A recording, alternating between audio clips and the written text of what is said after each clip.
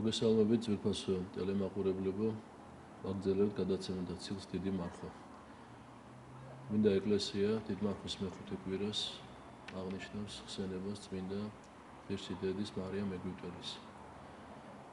მინდა შეგახსენოთ განვლილი კვირები მარხვისა თქვენიცით.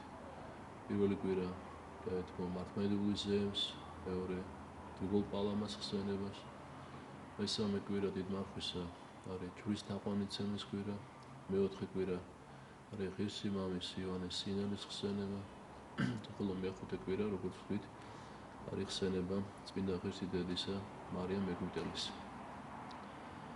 მე მინდა თავიდანვე აღნიშნო, რომ ძალიან ბევრს ეშლება, ვინც კარგად არ არის გარკვეული, მარიამ ეგვიპტელი მარიამ მაგდალინელში.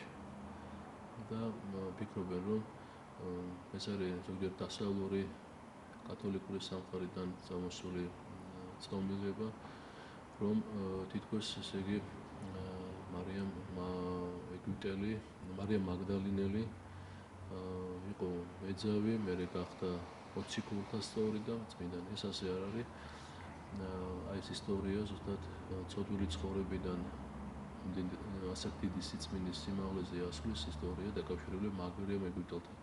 რაც შეეხება მარიამ მაგდალინეს, ის იყო როგორც სახარებიდან გებულობთ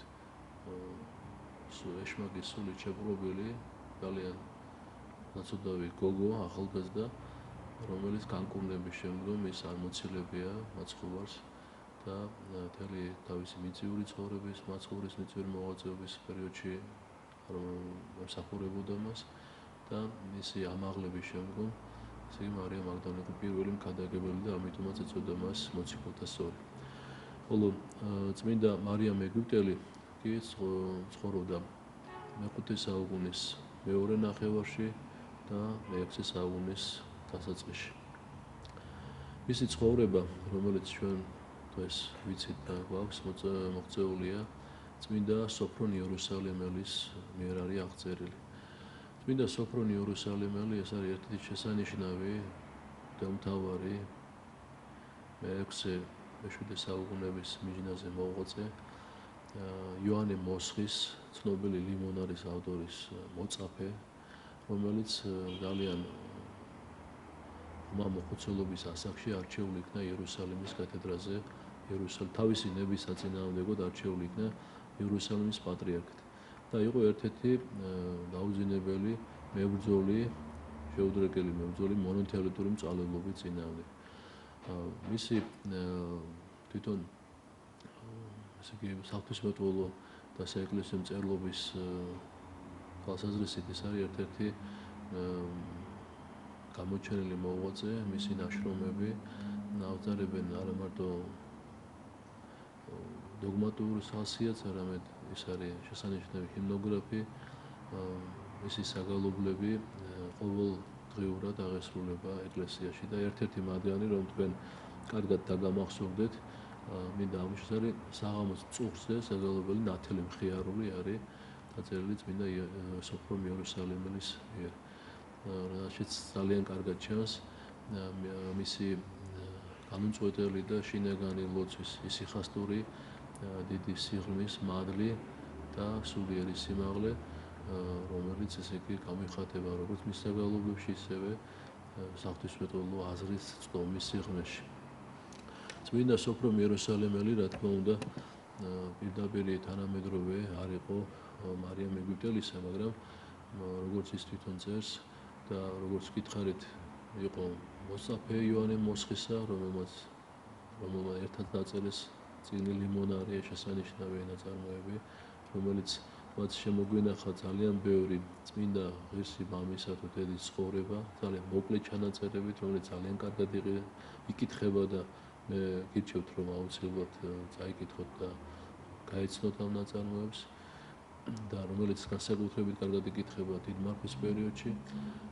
მან შეკრიბა ყველა მონაცემები, ცნობები, როგორც ეს საერთოდ ხდებოდა წმინდანთა ცხოვრების აღწერის შემს, რამე თუ თვითონ იყო იერუსალიმის პატრიარქი და ის მოვლენები, რომელიც წმინდა მარიამ ეგვიპტელთან იყო დაკავშირებული, ეხებოდა რა თქმა უნდა მის საწვსოს, მის ეპარქიას, იორდანეს, პალესტინას, რაც დაქვემდებარებული იყო იერუსალიმის საპატრიარქოს. წმინდა ღირსი დედა მარია მეგვიდელი, როგორც გითხარით,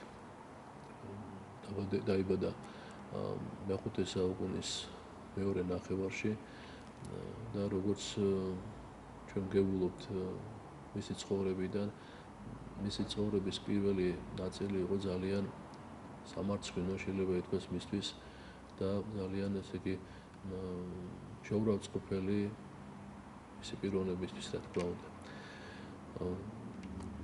რა მინდა თავიდანვე აღნიშნო, რომ ის არის რატო არის დაწესებული ჯერ მისი ხსენება დიდ მარხვის მეხუთე კვირას და რატო ასეთი გამორჩეული მისი ესე იგი აი ესეთი ძალიან მნიშვნელოვანი პერიოდში მისი ხსენება. იმიტომ რომ ეს ადამიანი, წმინდანი არის მაგალითი, უბადლო მაგალითი იმისა, თუ როგორ შეიძლება ყველაზე ცოდვილი ადამიანი გახდეს ერთ-ერთი უდიდესი წმინდანი. რაც არის მთელი ქრისტიანობის არსი და შინაარსი, რომ ყველა ადამიანს, ყველა დაცემულს, ყველა ცოდვაში, რაც არ ცოდვაში იყოს გასული ადამიანი შეუძლია და არ აქვს უფლება სასოც არ იკვეთოს, არ აქვს უიმედობის უფლება, სანამ ჯერ კიდევ ცოცხალია, შეუძლია მას შეცვალოს ყველაფერი და რომ ამ ცვლილების, აი ამ გარდაქმნის, აი ამ განწმენდისა და ამაღლების კარი და საფეხურები არის სინანული. რომ სინანულს შეუძლია როგორც ნათლობას, როგორც მას უწოდებენ წმინდა მამების, არის იგივე მეორე ნათლობა ადამიანისათვის, სინანულის ცრემლები მას შეუძლია ნებისმიერი ცოდვიდან განწმინდოს ადამიანი. როგორც ამბობს უფალი, რომ არ არის ცოდვა, რომელიც არ ეპატიოს ადამიანს. ეს უნდა იცოდეს ყველა, რომ არ არსებობს ცოდვა, რომელიც ადამიანს არ ეპატიება. გარდა სული წმინდის გმობისა, როგორც ამბობს უფალი, რამეთო ის ვინც თვითონ სული წმინდას დაგმობს, ვინც შეეწინააღმდეგება ღმერთის, ვერ მიიღებს სხვა მხრიდან, სხვა გამწმენდელი, სხვა მიმტევებელი მათ ცოდვებთან არ აყავს და არც ეყოლება არასოდეს. ამიტომ ამბობს უფალი ამ სიტყვას. ამიტომ ყველა ადამიანს შეუძლია დაიწყოს ახალი ცხოვრება, როცა ის ამას განიზრახავს. ამიტომაც როგორც ერთ-ერთი ყველაზე დიდი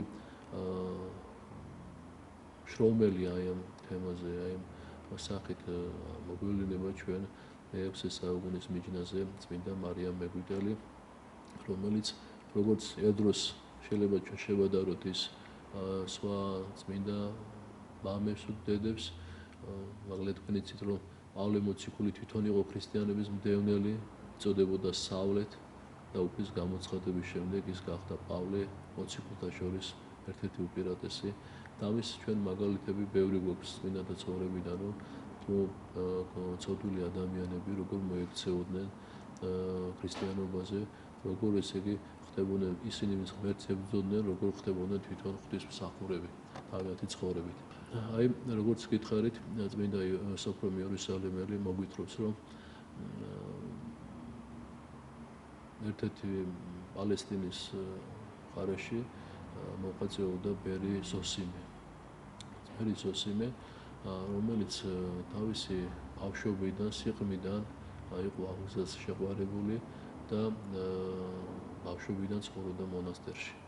და მონასტერში მან რამოდენიმე ათეული წელი გაატარა. და დაახლოებით 53-55 წლის ასაკში, როდესაც მან გარკვეული 8 წელი გაწია და ფიქრობდა კიდევაც თავის გონებაში, იმდენად წმინდა ადამიანი იყო, იმდენად მოღვაწე ადამიანი იყო, რომ გახსოვთ თქვენ, როგორც ერთ-ერთ ანტონი დიდის, ასაც მოვიდა ასეთი აზრი, თუ არის კიდევ ვინმე წმინდა ადამიანი ან სულიერი გამოცდილების მქონე, რომელმაც შეიძლება რაღაცა მასწავლოს მე. გახსოვთ თქვენ, ასეთი რამ ცნობილია ანტონი დიდის ცხოვრებიდანაც და მაგარი ეგვიდელის ცხოვრებიდანაც.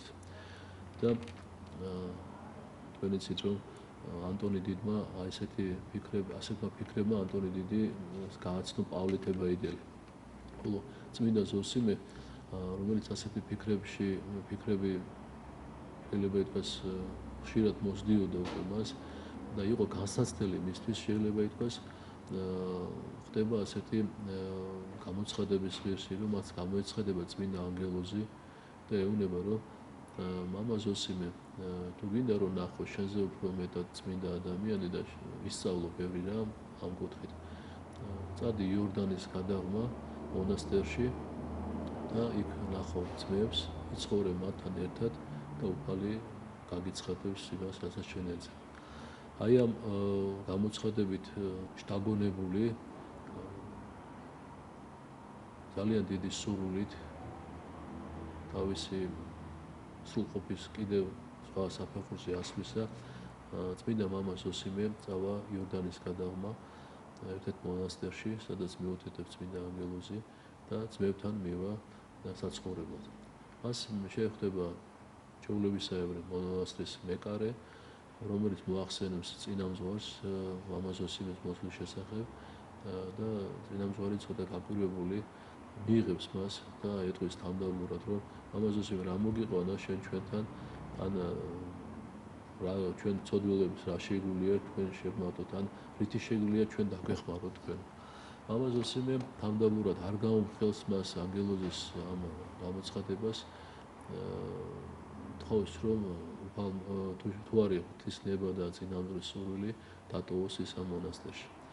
ის რამოდენიმე ხანი დარჩება ამ მონასტერში და როდესაც მოაწევს დიდმარხვის დრო, ამ მონასტერში იყო ასეთი წესი, რომ დიდმარხვის პირველი კვირას ყველანი ეზიარებოდნენ ძმები და ზიარების შემდგომ ყველანი ტოვებდნენ მონასტერს, ყველანი მიდიოდნენ უდაბნოში სხვადასხვა მიმართულებით, რომ ერთმანეთს არ შეხვედროდნენ, განმარტოებულიყვნენ და ბზობის დასასწაულზე ისევ იკრიბებოდნენ, რომ ერთად შეხვედროდნენ ნების კვირას და ისევ იმ მძიმე დღეებს, რომელიც ესე იგი აღდგომისათვის განსაკუთრებულად ამზადებს ყველა ქრისტიანსა და მორწმუნეს. ერთ-ერთ პირველსავე გასვლაზე, როდესაც ის მონასტრიდან გავიდა, ძალიან ბევრი იარა,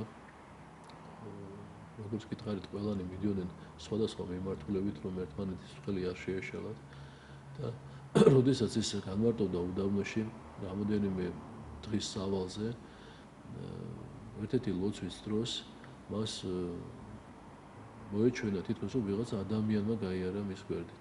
თუმცა მას არც ცხოველი არ შეხვედრია ამ უდაბნოში და არც ადამიანის ცოცხალის სულივინე. და როდესაც იფიქრა რომ შეიძლება რამე მოჩვენება, რამე ჭრილი რაღაცის არ მიაქცია ყურადღება, მაგრამ როცა დაამთავრა, დაინახა რომ შორი ახლოს მართლაც იდგა ადამიანის მსგავსი რაღაც არსება, რომელიც თითქმის მთლიანად იყო თვით დაფარული და ესე იგი კარგადაც ვერ გაარკვია, გაარჩია, ნახა ჭაღარა თმები და იფიქრა რომ ალბათ ვიღაცა დიდ მეუდაბნივი მამას გადაეყარა ანგელოზის გამოცხადებისაებ და ეცადა რომ ჩქარი ნაბიჯებით მიახლოვებოდა მას.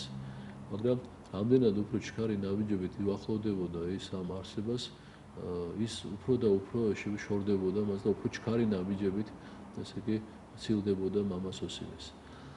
მაგრამ მამა ზოსიმეს ესე იგი გულმოდგინება იმდენად დაუჭირა, რომ მან აუღალავი ესე იგი სისწრაფითა და ძალით სდია და ეხვეწებოდა თან რომ წყალობა იყო მისთვის და გაჩერებულიყო ეს წმინდა ადამიანი, რომ მისთვის რაღაცა სიკეთე მოიტანა თუ ეს ღმერთისნება.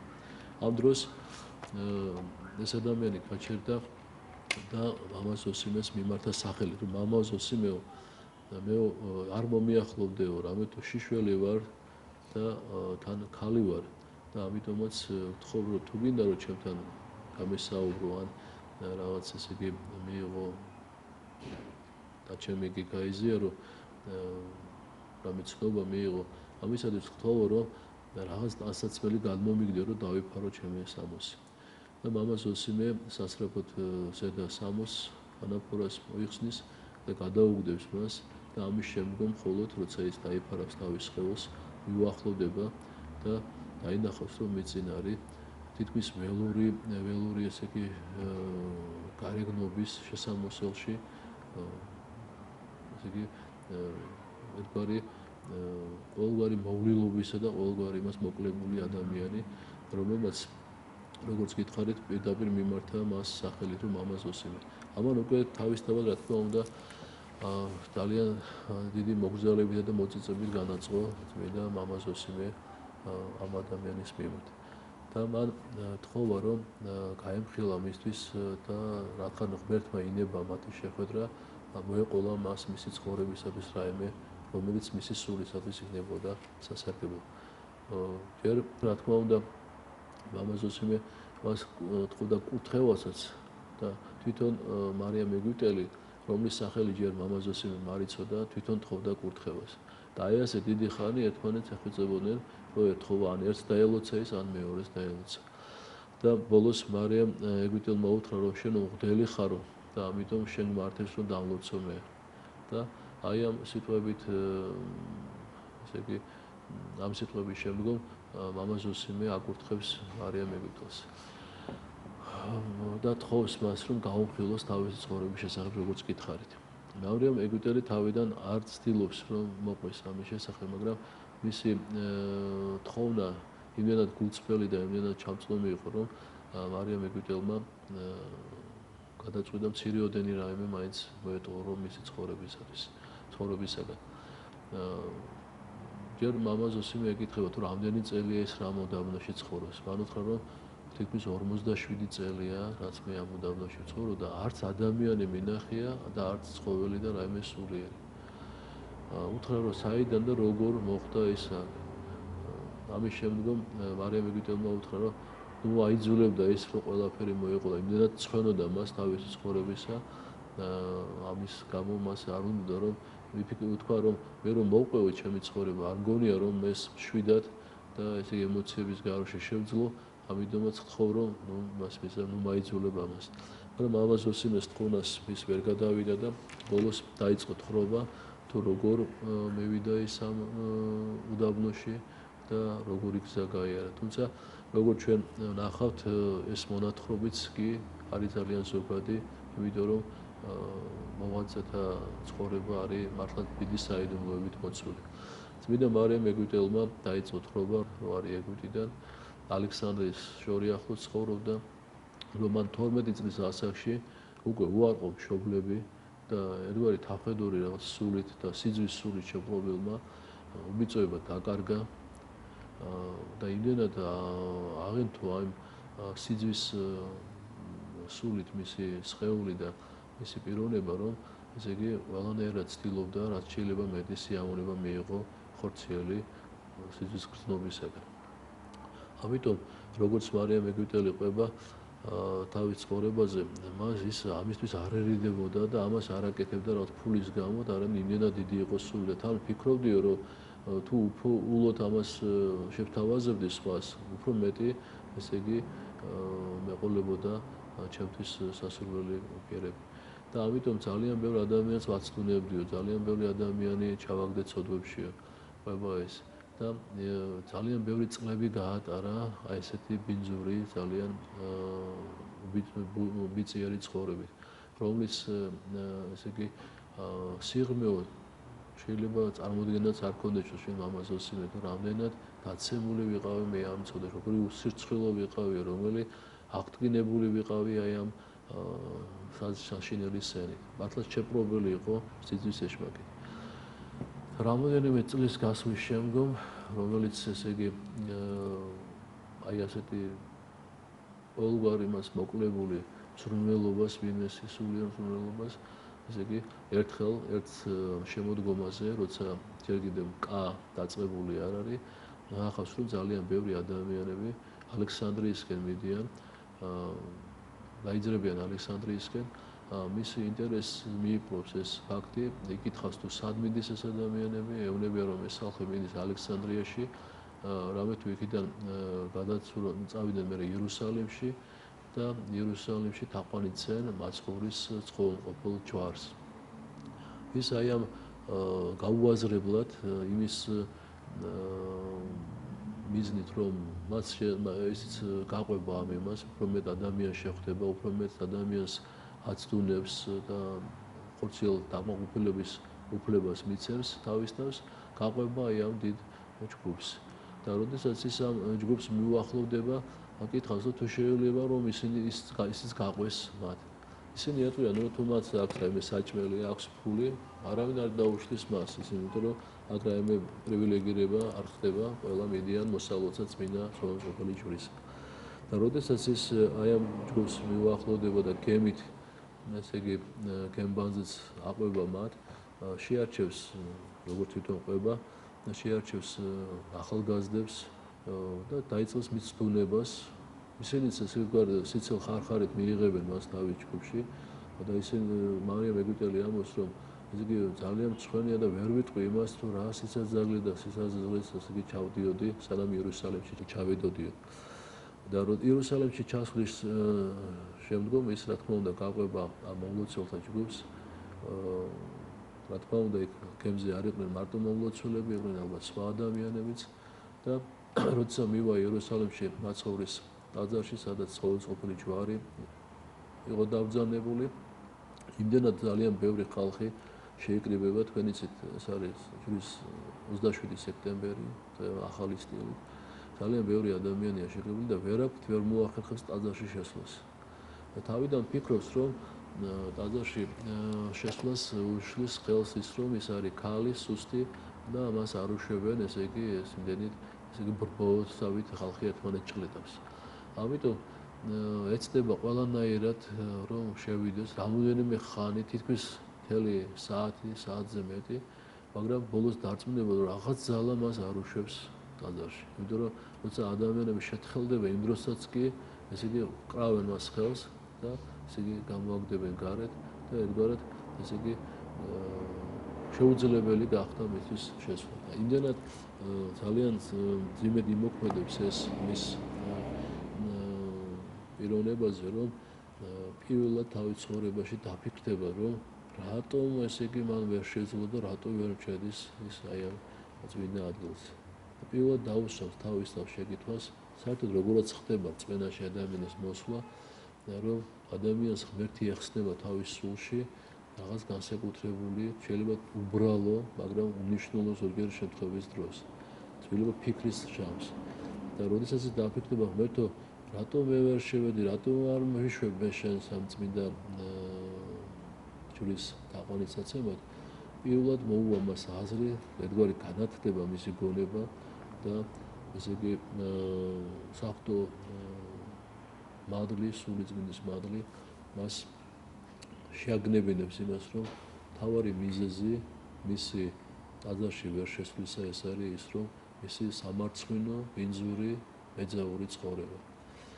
და აი ამ მის გაფიქრების შემდგომ მასში იბადება დიდი სინანული და ესე იგი ცრემლებით ის ტირილს მორთავს, ესე იგი ძალიან ბევრს იტირებს, ძალიან ბევრს ინანებს თავის ცხოვრების შესახებ და როდესაც ის აი ამ ცრემლებით შეიძლება ითქვას ძალიან გულაჩუყებული ტირის და მოთქვამს, ამის შემდგომ როცა ხალხი შეთხელდება საკმაოდ, მას ეძლევა უფლება რომ შევიდეს ტაძარში. როცა ის შევა ტაძარში, მთელი სიყვარულით ბოლომდე თაყვანიცებს ჯვარს ტირის, ესე იგი ხედავს რომ ეს არ არის თლა იოლად განსაწმენდი ადგილი და განწმენდა მისთვის ასეთი იოლის საქმე არ არის, როგორც ეს საერთოდ ვიცით ჩვენ ქრისტიანებმა, რომ განწმენდის პროცესი ეს არ არის ერთი და ორი დღის საქმე, ეს არ არის ერთი და ორი წლის საქმე. ამიტომ განწმენდა არის ძალიან დიდი პროცესი, ძალიან დიდი სიღრმე აქვს თვითონ სიწმინდეს. ამიტომაც სული ასე იულად და ასე ადვილად არ იკურნება საერთოდ. ამიტომაც რა თქმა უნდა ის პირველ დიდ კურნებას ღებულობს, მაგრამ საბოლოო განკურნება სულისას უნდა გარკვეული წლები, შეიძლება ითქვას ზოგჯერ ათეული წლებიც. და როდესაც ის გამოვა ტაძრიდან, დაინახავს ყოვლადწმინდა ღვთისმშობლის ხატს, ევედრება მას, რომ შთააგონოს უფალმა ყოვლადწმინდა ღვთისმშობელმა მას, თუ როგორ გადაერჩინოს თავისი სული, როგორ დააღწიოს თავი ამ ცოდვას, როგორ იცხონოს და როგორ დადგეს ცხონების გზაზე. ამ დროს მას ყოვლადწმინდა ღვთისმშობლის ხმა ესმის, რომელიც ეუბნება, რომ წადი იორდანის გადაღმა, იქ გამარტოდი და იქ იპოვი შენ ცხონებას შესას. აი ამ სიტყვებით, ესე იგი შთაგონებული წმინდა მარიამ ეგვიპტელი გამოვა ტაძრიდან, მას ვიღაცა ადამიანი, რომელიც უცნობია, მიცემს 3 მონეტას ფულს, გარკვეულ თანხას, როგორც გლახაკს ისე, გამოვა თანხით და იყიდის 3 პურს, ამ პურს ესე იგი წაიღებს საგზლად და წაიძრება იორდანისკენ კითხვა-კითხვით, სადა გზა, რომ საით არის იორდანე და სად არის ესე იგი იორდანის გადაღმა უდაბნო ადგილები. სანამ იორდანესთან მივა, ის იპოვის იქ წმინდა იოანე ნათლმცემლის ეკლესიას, იორდანეში დაიბანს ხელსა და სახეს, კიდევ ბევრს მოთქვამს თავისი სინანული მას დიდხანს არტოვებს და ის ღირსი გახდება, რომ პირველად ეზიაროს იოანე ნათლმცემლის ტაძარში, სანამ ის გამარტოდება უდაბნოში და როდესაც ეზიარება წმინდა სისხლსა და ხორცს ქრისტესას, ამის შემდგომ გადავა იორდანის უდაბნოებში, მას არც ერთი სულგმული არ შეხვდება 57 წლის განმავლობაში. როგორც ის მამა ზოსიმეს უყვება, 17 წლის განმავლობაში ის განსაკუთრებული ბრძოლებში გაატარებს. ამბობს, რომ ამ სამი პურიდანო ნახევარი პური მქონდა მარტო ნაჭამია. დანარჩენი 2.5 პურიო ისეთი მთელი 17 წლის განმავლობაში ასე მქონდა განაწილებული, რომ ნავცეც ჭამდი ამ პურს. როცა გაგითავდაო მამა ზოსიმონმა რა სჭამდიო მერე და მერე ესე იგი მცენარეთა ნაყოფებს ჭამდიო. თქვენიცით არსებობს ასეთი მიმდინარეობაც კი იყო მძოვარი ბერების, ესე იგი რომლებიც მხოლოდ მცენარეული საჭმელი შემდგაროდა და ისიც ძალიან ველური საკვების გარდა არაფერს არ ჭამდა. და ესე იგი მხოლოდ მცენარეთა ნაყოფს ჭამდიო, რასაც შეხვდებოდა, იმასაც ძალიან მცირეს. და ტანსაცმელი, რა თქმა უნდა, ამ დროის განმავლობაში საერთოდ გაეძარცვა, საერთოდ ესე იგი დაეხა და ყველანაირად განეძარცული ძალიან უპირობობაში, სიცივეში, სიცხეში, არც რაიმე პირობები სახლის არ ქონია მას. და როგორც გითხარით, ძალიან საიდუმლოებით იყო მოცული, რა თქმა უნდა, არის მოცული დღესაც ეს მოღვაწეობის ურთულესწრაფები. ის ყვება, რომ ძალიან ძნელი იყო განსაკუთრებით, როგორც თქვით, პირველი ნახევარი აი მოღვაწეობის. ამიტომ ეშმაკიო ცდილობდაო, რომ ესე ყველანაირი ბნება აღეძრა ჩემში. მაიძულებდა უკან დაბრუნებულიყავი, მაიძულებდა, რომ გამხსენებოდა ის ცოდვები, რომელიც მე ჩავდიოდიო. ზოგჯერ ესე იგი მომინდებოდა ის ბილწის სიმღერები და გამოთქვები მე თქვა, რომელიც ესე იგი რომლითაც მე ვტკბებოდი ერთ დროს.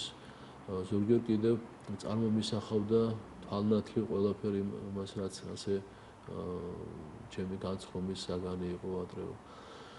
ძალიან ბევრჯერ ხილული თუ ხილავი მით ცდილობდა ჩემ ცდუნებას, შეშინებას, ზოგჯერ როგორც რაღაც ყველაზე უფრო ვერაგი მხეცი ისე ცდილობდა ჩემი ყველანაირი სულიერ განადგურებას, ჩემ ფსიქიკის შერყებას.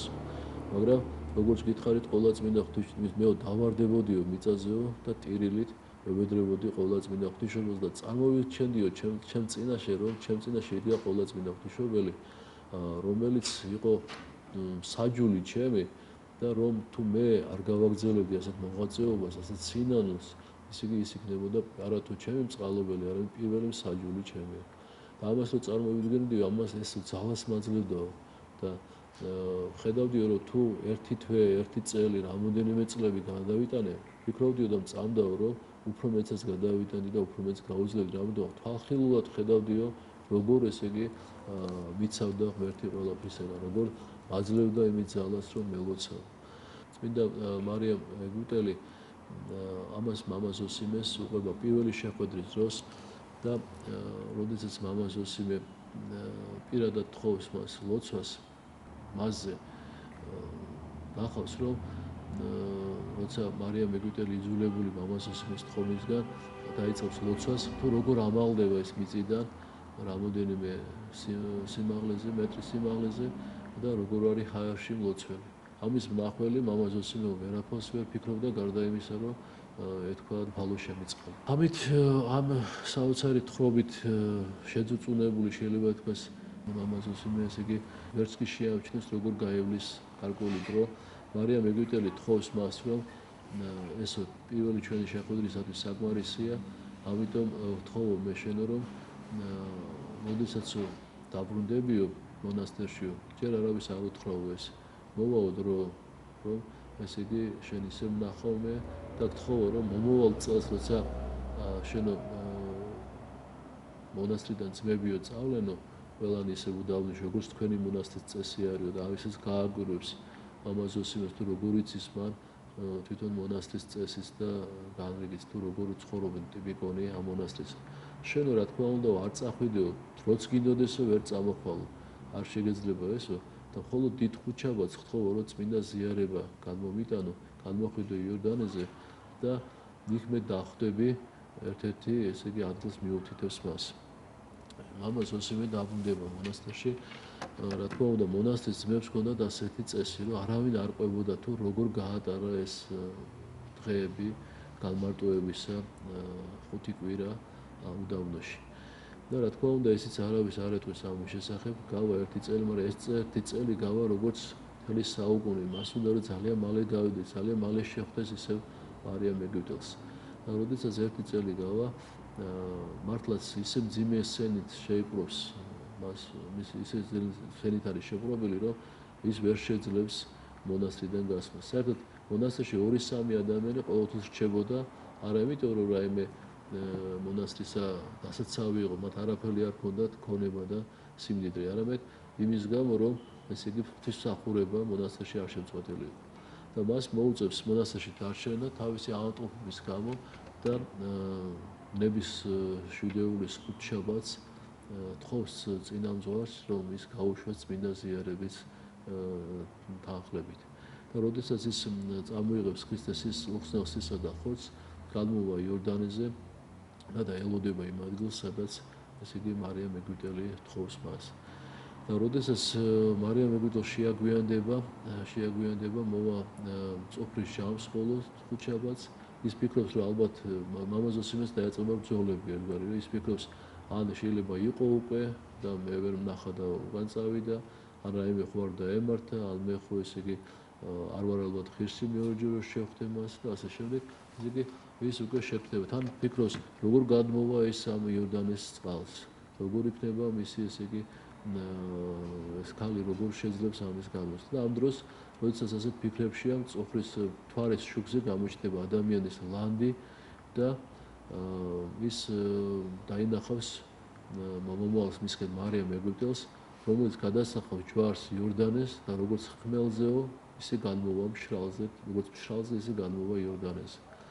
აი ამით შეგვთალი კიდევ მამა ზოსიმე დაიჩოქება და დაჩოქილი ხდება წმინდა მარიამ ეგვიპტელს. და მარიამ ეგვიპტელი ატყვის, შენო ხარო ღვთელიო და არ გაქვს უფლება წმინდა ზიარებასთან ერთად დაიჩოქო ჩემ წინაშე. არ დაიჩოქო, მე პირიქით მე უნდა ვიცოქებოდე შენ წინაშე. და ის ეზიარება, იტყვის წამს, იტყვის ლოცვას და ეზიარება წმინდა სისა და ხორცს უფლისა ჩვენისა იესო ქრისტეს.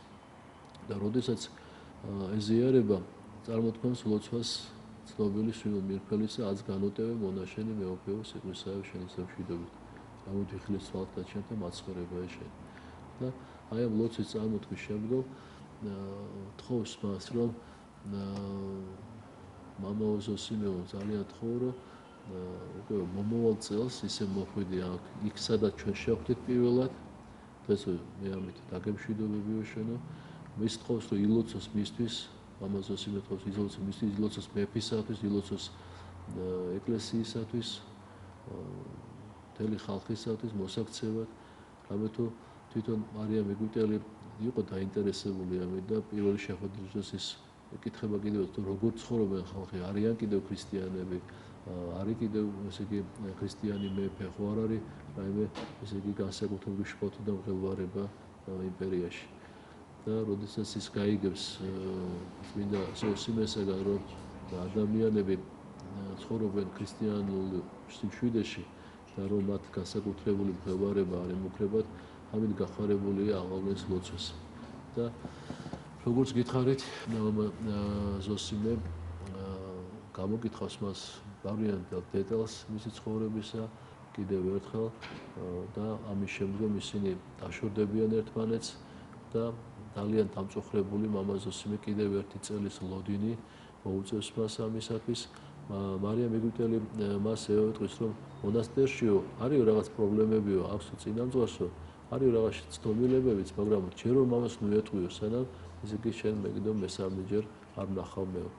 და როდესაც დაბრუნდება მონასტერში, რა თქმა უნდა, ამის შესახებ ჯერ კიდევ არავინ არ იცის და როდესაც უკვე მესამეჯერ დათმულ დროს, როდესაც დიდმარხვა დადგება, მესამე დიდმარხვა ამ მონასტერში მამა ზოსიმეს ყოფნიდან, ის გავა ისევ 20 დღის სავალზე თითქმის იმ ადგილას, სადაც პირველად ნახა მარიამ ეგვიპტელი, მივა ამ ადგილთან და ნახავს, რომ ის გაუმძლებლად წევს,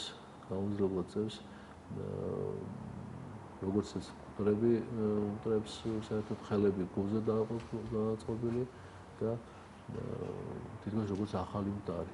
წმინდა მამა ზოსიმე შეწუხებული იმით, რომ ვერ გაიგო წმინდა მოღვაწე დედის სახელი, ნახავს იქვე წარწერას, თუმცა იცის, რომ თვითონ მარიამ ეგვიპტელის მონათხრობიდან, რომ მას არასოდეს არ ცოდნია წერა-კითხვა, არ წაუკითხავს ბიბლიას, ახარება.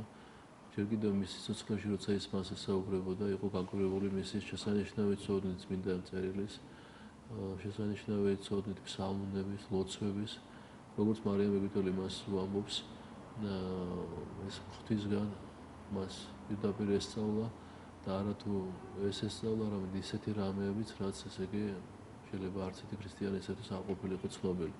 და მის ცხედრის გვერდით ნახავს ეს წარწერას, რომელსაც წერია, რომ ეს არის მარიამი ეგვიპტიდან, რომელიც გარდაიცვალა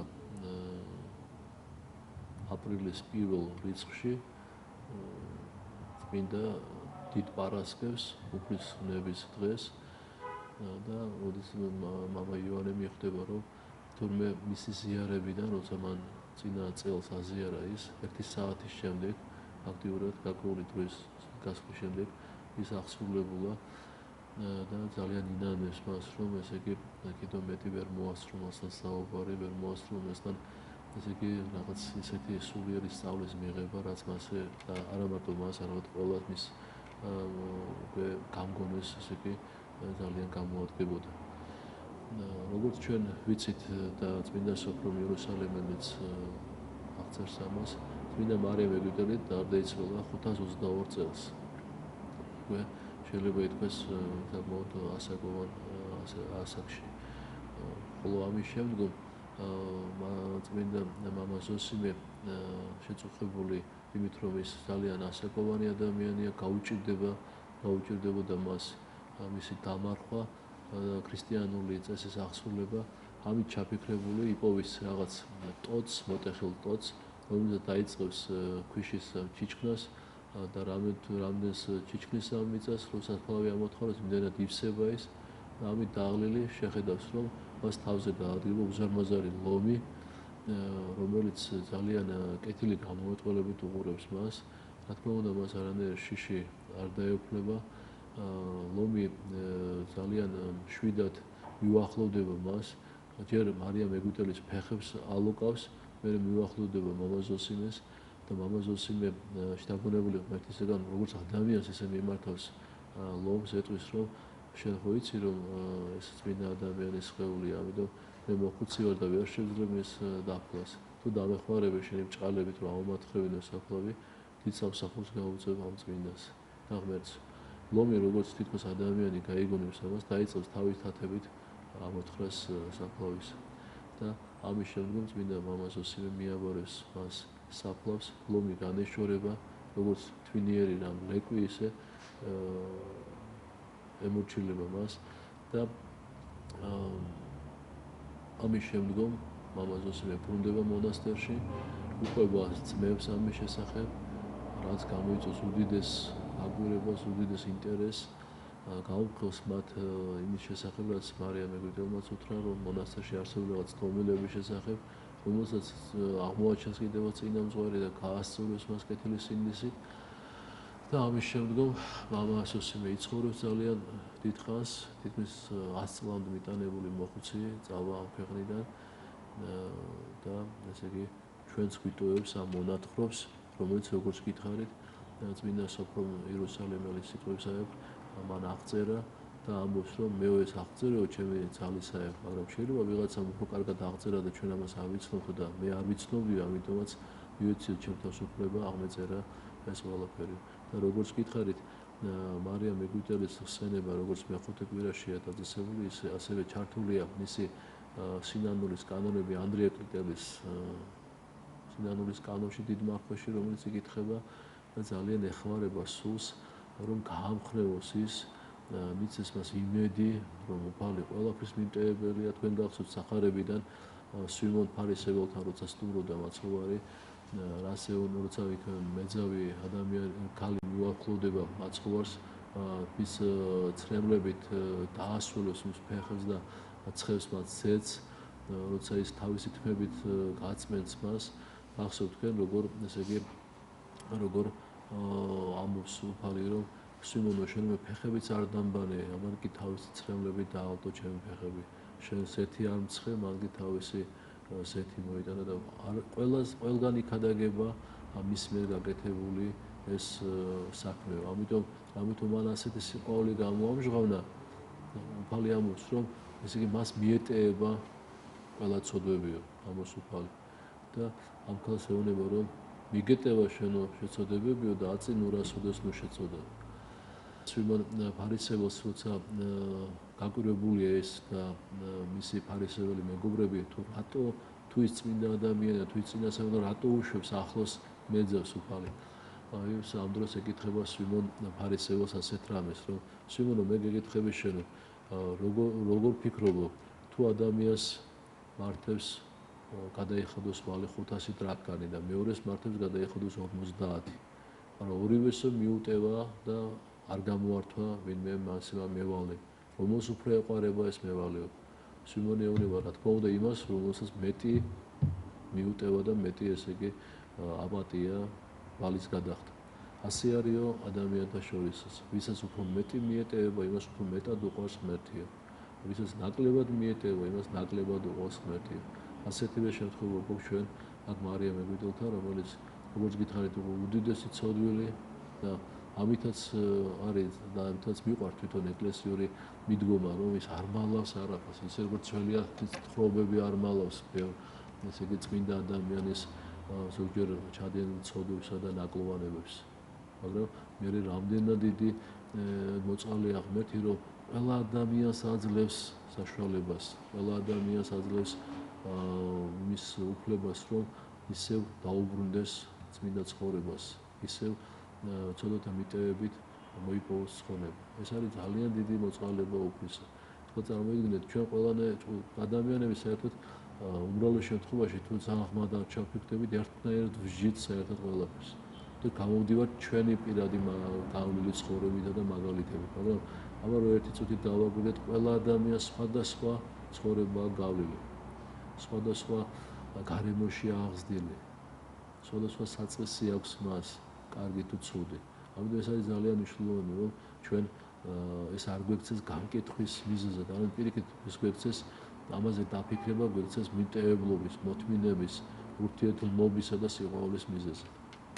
ამიტომაც ყველა ადამიანს მithumedat ჩვენს დროში, მე ამას კიდევ ერთხელ აღნიშნავ, ეს არის ძალიან კარგი და შესანიშნავი მაგალითი და ეს არა მარტო ჩვენ დროში იყო, არის მაგალითი, არამედ არის ყველა დროში იყო ძალიან ძვირფასი მაგალითი იმისათვის, რომ ადამიანებმა დაიწყონ ახალი ცხოვრება. მე ვფიქრობ, რომ ჩვენს დროშის განსაკუთრებით მწვავე დგას ეს საკითხი, რამეთო სიძვის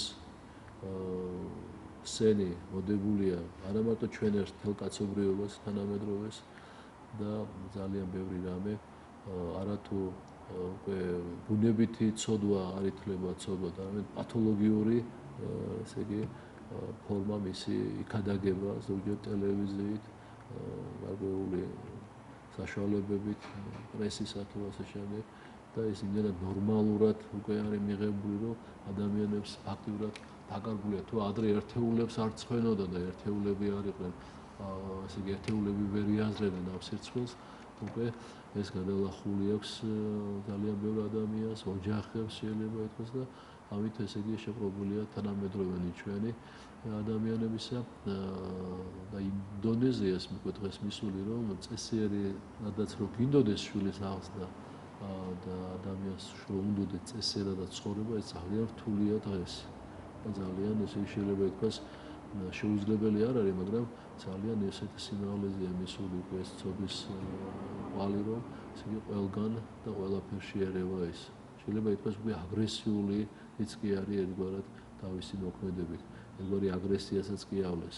ამიტომაც ჩვენ გარკვეული დიდი სიმტკიცე გვმართებს, სიფრთხილე გვმართებს, შოუბლებს, გვმართებს რა თქმა უნდა ყველა ქრისტიანს, ყველა სამრევლოს ამისაგან არავინ არ არის დაზღვეული და მართებს დიდი მოწიწება და ბრძანულება. რამე თუ დღეს ვხედავთ, რომ აი რამოდენიმე ათეული წლის უკან, მამაკაცებისათვის გრუშობა არ ეთლებოდა დიდ ცოდვად. და ამას ოჯახის წევრებიც იოლად ხვდებოდნენ და მშობლები თუ ასე შემდეგ. რომ მამაკაცი შეიძლება ქართველი კაცი იყოს აი ესეთი ცოდვით ეს მისი ვაჟკაცობისა და მის ნაწილი. ეხლა კი მოვიდა დრო, როცა უკვე ქალებისთვისაც არ ითვლება ეს ცოდვა და სიცხვილად. ამიტომ ეს არის ძალიან კარგად გასააზრებელი, იმიტომ რომ რა თქმა უნდა, ასეთი სიძვის ზნობებით შეყრობილი ვერც კაცი და ვერც ქალი მე თავის შვილს ვერ გაზრდის წმინდად. და თქვენ ხედავთ, რომ ქალწულების სიწმინდა და იგი უკვე დასაცინადაც და აბუჩად აღსადებოდაც არის წარმოჩენილი დასაცინად, რამე თუ დასაცინად ზოგჯერ იმიტომაც, რომ ის ვინც ცდილობს თვითონ ეს დაიცვას, ისიც გაუაზრებლად ვერ ხვდება თუ რატო იცავს ამას. ამიტომ ქრისტიანი უნდა იყოს თელი სიწმინდით, თელი შეგნებით ქრისტიანი, თელი თავისი ცხოვრებით უნდა იყოს ქრისტიანი. ამ დროს აქვს მას ძალიან დიდი ფასი. და ამიტომაც წმინდა მამები და იოანეს სინელი ამბობს, რომ სიწმინდეო ეს არისო, ესე იგი ზიარის სახელი ყველა სათნოების. ყველა სათნოების ზიარის სახელი არის. ეს არის სიწმინდის გარეშე ვერც ერთი სათნოება არ არის სათნოება. როგორც თამდავლობის გარეშე არ არის სათნოება, არც ერთი სათნოება, აი ეს სიწმინდის გარეშე არც ერთი სათნოება არ არის უყოფელი. ამიტომ ყველა ადამიანს, ვინც იცავს სიწმინდეს, ვინც დაიცავს სიწმინდეს, მას შეუძლია ემსახუროს ღმერთს. და არ არის ამისათვის სავალდებულო ის გახდეს მღვდელმთავარი, არ არის სავალდებულო ის იყოს მღვდელი, ის იყოს ბერი თუ დიაკვანი და ასე შემდეგ. ყველა ადამიანს, ქალსა თუ კაცს, როგორც ამოსუფალი, არ არის გარჩევა მამაკაცისა და დედაკაცისა. ესე იგი, ყველა ადამიანს, ვისაც შეუძლია დაიცავს და დაიცავს სიწმინდეს, ის არის ღმერთის მსახური. ამაზე არის განსაკუთრებით გასამახვილებელი ყურადღება და რა თქმა უნდა, განსაკუთრებული ყველაზე დიდი მადლია, როცა ადამიანი ქალწულებას იცავს თავისი დაბადებიდან. მე კიდევ ერთხელ გეუბნები, რომ ჩვენი მშობლების თაობაში არა ვარ მთლიანად დარწმუნებული ეს როგორ იქნებოდა, მაგრამ აი ჩვენი ბებიების, ბაბუების, კიდევ მე-20 საუკუნის დასაწყისში შეიძლება ითქვას, რომ უმრავლესობა ოჯახებისათვის, როგორც მამაკაცისთვის, ისე ქალისათვის, მეუღლე იქნებოდა პირველი მისი, ესე იგი ქალის და პირველი კაცის ესე იგი. მაგრამ როგორც გითხარით, ყველა ცოდვას შეუძლია რომ სიწმინდეს ისე მოიპოვოს, მაგრამ რა თქმა უნდა, ყველა ჯობია თავიდანვე დაცული სიწმინდე, რომლის შესანიშნავი მაგალითი, რომლის შესანიშნავი სიმბოლოდ ჩვენ წარმოგვიდგება წმინდა მარიამ ეგვიპტელი, რომელიც მარადჯამს ალბათ ლოცულობს ჩვენზე და ჩვენს სულების გადარჩენისათვის. მე მინდა ორიოდეს სიტყვით მოგითხრათ კიდევ წმინდა სახარებიდან საკითხავის შესახებ ამ კვირისა, როდესაც ესე იგი მაცხოვარი თავის მოციქულებს ესაუბრება, ეს ხდება იმის შემდგომ, როცა ის მდიდარს ახალგაზრდას ეუბნება, რომ თუ გინდა იყოს ყოფილი გაყიდე ყველაფერი შემომიდექიმე, რომელიც რა თქმა უნდა ვერ შეძლებს ამას, უფალი ამბობს, რომ ძალიან ძნელია მდიდარი ადამიანის შესვლა სასუფეველში, აკლემი უფრო ადვილად შევა ნებსისწყლში ვიდრე მდიდარი სასუფეველში. პეტრე მოციქული ეუბნება მას, რომ უფალო ჩვენ ყველაფერი დავტოვეთ და რას მივიღებ ჩვენ ამის სანაცვლოდ. უფალი ეუბნება, რომ ვინც დატოვა მამა, ძმა და ცოლი, შვილი, მიწა ყველაფერი ის ასმაგად მიიღებს და აი ესე ამ თხრობის შემდგომ უფალი ეუბნება მოციქულებს. წარმოიყვანა ყველა 12 ნიგი და იწყო თხრობად მათთან მერმისა მისთვის, რომელიც შემთხვევად იყო მის. და მას უყვება 12 მოციქულს უყვება იმისათვის, თუ რა შეიძლება შეემთხვეს მას ამ დღეებში. ვითარეთ ახა ესე რა აღვალთ იერუსალიმა და ძე კაცისაი მიეცემს მგელ მოძღვართა და მწიგნობართა დასაჯონ იგი და სიკვდილო და მისცენ იგი წარმართა. და ეუბნება, რომ მას მოევლის იერუსალიმში ასვლის შემდგომ ძე კაცისა მიეცემა მგელ მოძღვრების წიგნორების სამჯავროს, დასჯიან მას სიკვდილად და მისცემენ მას წარმართებს დასაჯელად. ეკიცხვიდნენ მას და ტანჯონ და ნერწყვიდნენ მას და მოკლან იგი და მესამე დღეს აღდგეს. იგი რომ მას ტანჯავენ, რომ მას გალანძღავენ, მას ესე იგი შეაფურთხებენ, შეენერწყვენენ და მესამე დღეს ის აღდგება მაინც. და მოვიდეს მისა იაკობი და იოანე ძე ზებედესნი და რქვა მას მოძღვარო გნებას რათა რომელი გთხოვოთ მიყოთ ჩვენ და ისინი ზებედე ძები იაკობი და იოანე მივიდნენ მასთან სათხოვნელად და ეუბნებიან გვინდა ჩვენ რაღაც გთხოვოთ ჩვენ და უნდა შეგვისულოთ ჩვენ ხოლო თავად მან თქვა მათ რა გნებას თქვენ რათა გიყოთ თქვენ და მან უთხრა რომ რა გინდათ რომ მე თქვენ გიყოთ ხოლო მათ რქვეს მას მომეცით ჩვენ რათა ერთი მარჯვენის შენსა და ერთი მარცხნის შენსა დასხდე დიდებასა შენსა ხოლო ხედავთ როგორი მდგომარეობა უფალი ეუბნება მისი სიკვდილის შესახებ მისი ესე იგი შეურაცხყოფის და გასაცლების შესახებ და ესენი კიდევ ეტყობა ამ აზრით ძალიან დიდი ხანი იყვნენ ისინი დაფიქრებულები ამის შესახებ და ჯელობდნენ ერთმანეთში სან ფიქრობდნენ და ეუბნებიან რომ ამას ყველაფერს ივიწყებენ და ეუბნებიან რომ თუ შეიძლება რომ ერთი მარჯვენის შენსა დავჯდები და ერთი მარცხენის ძმები ორივე შენ დაგიჯდებით გვერდზე შენ დიდებაში ეს სულ სხვა რამეზე ფიქრობენ იმაზე კი არ ფიქრობენ რომ რა განსაცდელი მოელის უფალს არამედ ფიქრობენ თუ თავიანთი დიდება როგორ დაემკვიდროთ ხოლო იესო რქვა მათ არა იცით ასე ითხოვთ ხოლო უფალი ეუბნება რომ თქვენ არ იცით რას ითხოვთ და ეს არის საინტერესო აქ არის ყველაფერი და ამოწურებით მათ არ იციან ჩვენც გვემართება ასე რომ ჩვენ არ ვიცით რას ვითხოვთ ზოგჯერ ამიტომ არის რომ უფალი გახსოვთ თქვენ ეუბნება ერთ შემთხვევაში რომ მოითხოვთ ნურაბოს უფალმა იცის რა გჭირდება თქვენ ერთ ადგილას ასე ამბობს მეორე ადგილას კი ლოცვა ჩვეულებრივ წარმოიქმნება ზოგიერთ ადამიანს შეიძლება შეაჭოს კი რა საჭიროა მაშინ ასეთი ლაბარაკი თუ უფალმა ყველაფერი იცის მაგრამ ეს ჩვენი მგენა დაგვჭირდა უფალს კი არ ჭირდება სიტყვიერა წარმოთქმულობა ეს ჩვენ უფრო გვჭირდება რომ ჩვენ უფრო გავიაზროთ რას ვითხოვთ რომ ვიცოდეთ იმიტომ რასაც მივიღებთ რომ ვიცოდეთ რა მივიღეთ ან რა არ მივიღეთ ამიტომ ვთქვა თქვენ არ იცით რას ითხოვთ ძალგიცა სასუმელსა რომელსა მე ვსვამ შევსვათ ნათლისღებაც რომელსა მე ნათლისღებ ნათლისღება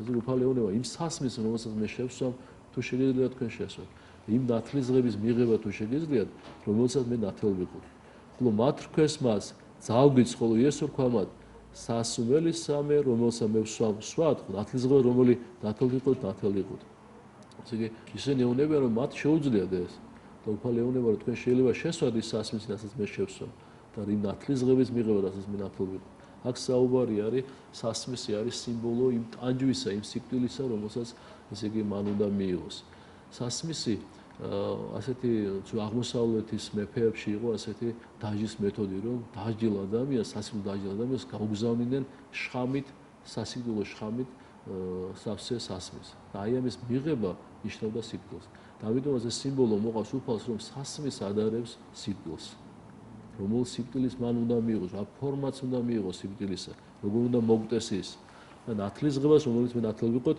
ნათელ ვიყოთ და ამაშიც ესე იგი გულისხმობს უფალი რომ ის მადლი ის მსახურება რომელიც მან აღასრულა და უნდა აღასრულოს ხოლო დაждდომა იმ მარჯვნით ჩემსა და მარცხნით არა არს ჩემი მიცემა და რომ ვიეთ და განზადებულ არს და აი აქ მაცხოვარი ხაზს უსვამს მოციქულების მიანიშნებს იმასა რომ მისი მარცხნით და მარჯვნით დაждდომა არ არის დამოკიდებული არც მასზე არც მათნიებაზე არამედ ეს არის ღმერთის ნება და მამისა რომლის ნების ძიება რომლის ნების ყოფა რომლის ნების აღსრულება უნდა იყოს არა მარტო მოციქულების არამედ ყველა ქრისტიანის ყველა ადამიანის მთავრესი საქმე როგორც სხვა ადგილას ამბობს უფალი რომ ჩემი საჭმელი ჩემი პური არის ხო დაგვასრულო ნება მამისა ჩემის და როცა გაიგეს ეს მოციქულებმა სხვებმა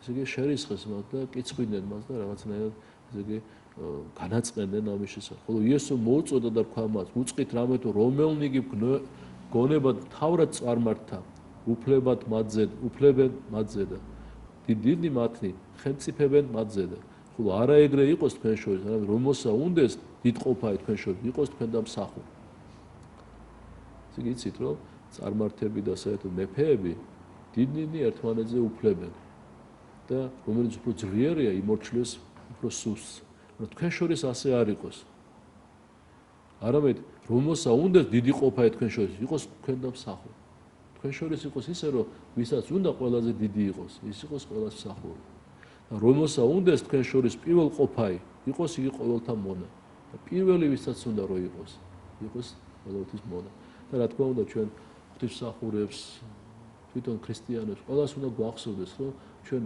კი არა მოვალინა უფალმა მისათვის, რომ რაღაც ვეუფლოთ და ვიბატონოთ რაღაცას, არა ვემსახუროთ ხალხს, რომ ჩვენ კი არ უნდა ვიამაყოთ ქრისტიანობით, მაგრამ ჩვენ უნდა ვიყოთ მთელი საზოგადოების მსახური და ჩვენი მსახურებით უნდა ვადიდოთ უფალი და მართლაც უნდა თქვას ყველამ, რომ აი ჭეშმარიტად ესენი არიან ქრისტიანები, ესენი არიან ღვთისმსახურები.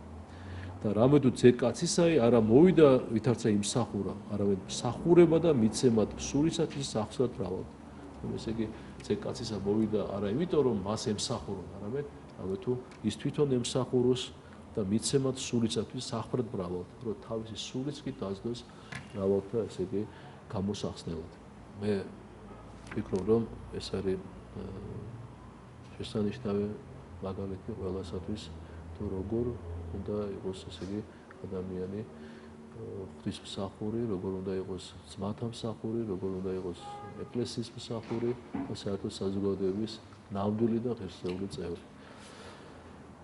შემოგვარგებო მე ამით დაგემშვიდობებით. შეგეწიოთ წმინდა მარიამ ეგვიპტელის ლოცვა, რომ ჩვენ მოვერიოთ ყველა იმ ნებებს, იმ უკეთურებებს, უწმინდურობას, რაც ჩვენში არსებობს და რომ განწმენდილები, სულიერად ამაღლებულები შეხვდეთ აღდგომის ბრწყინვალე დღესასწაულს. ერთმანეთს დაგლოცოთ ნახვამდის მომავალ შეხვედრამდე.